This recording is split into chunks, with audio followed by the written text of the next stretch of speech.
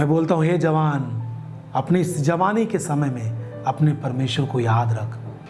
आपको परमेश्वर के सेवा करने के लिए, परमेश्वर की सेवा करने के लिए आपको इच्छा बनानी चाहिए अपनी जिंदगी में। मैंने आपको बोला कि परमेश्वर की सेवा यह नहीं कि सब कुछ छोड़ दें और पत्रिका लेके चल दें, पढ़ाई वढ़ाई छोड़ दें। ये काम नहीं है। परमेश्वर इस तरह नहीं कहता आपको करने के लिए। परमेश्वर की सेवा केवल ये नहीं है कि आप सब कुछ छोड़ दें, अपने माँ बाप को छोड़ के चले जाएं सेवा करने। उनके लिए भी, ऐसे लोगों के लिए परमेश्वर की अलग बुलाहट होती है। जो फुल टाइम मिनिस्ट्री में आता है उनके लिए एक अलग बुलाहट है और वही ठहर पाते हैं। लेकिन हर एक के लिए इस तरह नहीं है कि सब कोई व्यक्ति सब पढ़ाई छोड़े और माँ बाप को छोड़े और एक सेवा के लिए निकल जाए।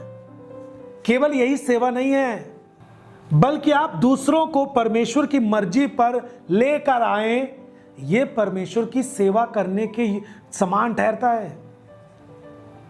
और परमेश्वर की सेवा यही तो है। परमेश्वर की इच्छा और परमेश्वर की सेवा मालूम है क्या है?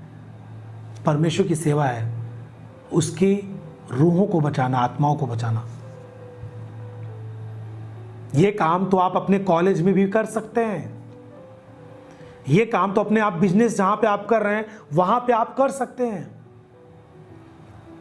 परमेश्वर के लोगों को जो परमेश्वर से भटके हैं, जो लोग पाप में हैं, बीमारी में हैं, नशों में हैं, जो नष्ट होने वाले हैं, जवान लोग, उन लोगों को वापिस मोड़ करके सुसमाचार सुनाने के द्वारा परमेश्वर के राज में यदि आप ला रहे हैं तो आप परमेश्वर की सेवा कर रहे हैं।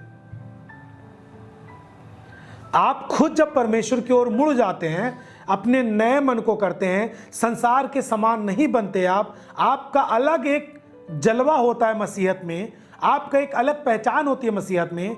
जब आप अपने जीवन को परमेश्वर के लिए इस तरह समर्पित कर देते हैं, तब आप परमेश्वर की सेवा कर रहे हैं और आत्मिक सेवा कर रहे हैं। अपने जीवन को पवित्र करके जब आप प्रभु के सामने समर्पित कर देते हैं, वैसे ही जब आप दूसरों की जिंदगी को बचाते हैं, उस समय भी आप परमेश्वर की सेवा कर रहे हैं। हालेलुया।